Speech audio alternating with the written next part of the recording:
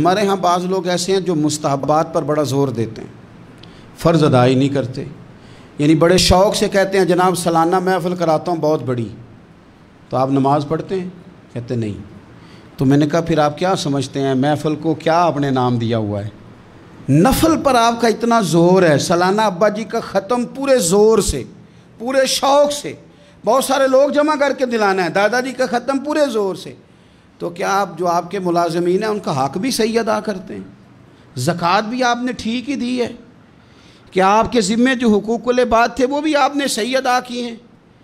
تو آپ فرائض کو ترجیح دیں ہمیشہ۔ حضرت طلحہ رضی اللہ تعالیٰ عنہ فرماتے ہیں کہ ہم نبی پاک علیہ السلام کی بارگاہ میں حاضر تھے تو ایک شخص حاضر بارگاہ ہوا، اس کے بال بڑے پراگندہ تھے، بکھرے ہوئے تھے، اور اس کی آواز گونج رہی تھی۔ تو اس نے آتے ہی نبی پاک علیہ السلام کے قریب ہو کے اسلام کے بارے میں سوالات کرنے شروع کیے۔ تو نبی پاک علیہ السلام نے فرمایا اسلام یہ ہے کہ تیرے اوپر دن اور رات میں 5 نمازیں فرض ہیں۔ عرض کرتا یا رسول اللہ کچھ نفل بھی ہیں؟ فرمایا تو پڑھ لے تو اچھا ہے، وہ تو اپنی طرف سے پڑھے گا۔ پھر حضور نے فرمایا تیرے اوپر سال میں 1 مہینے کے روزے ضروری ہیں۔ کہا یا رسول اللہ کوئی اس کے ساتھ بھی کروں اور بھی کچھ ہے؟ فرمایا نفل روزے رکھے تو تیری مرضی ہے۔ پھر فرمایا زکوٰۃ تیرے اوپر ضروری ہے۔ عرض کی حضور ساتھ کچھ نفلی بھی کروں؟ فرمایا نفلی صدقہ کرے تو تیرے لیے بہتر ہے، پر زکوٰۃ تیرے اوپر فرض ہے۔ اگر حج کی استطاعت آئے تو وہ تیرے اوپر فرض ہے۔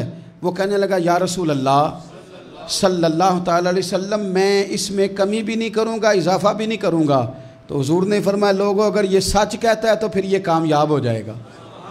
فرائض ہی پورے ادا کر لے اور کرے صحیح طریقے سے تو فرائض ادا کرنے پر ہی کامیاب ہو جائے گا۔ 5 نمازیں تو توجہ سے پڑھے، رمضان کے روزے تو دھیان سے رکھے، حج تو اپنے وقت پر اول فرصت میں کرے، زکوٰۃ تو صحیح ادا کرے۔ اگر اسی پر ڈٹ گیا تو یہ چیزیں لے جائیں گی اور بیڑا پار کرا دیں گی۔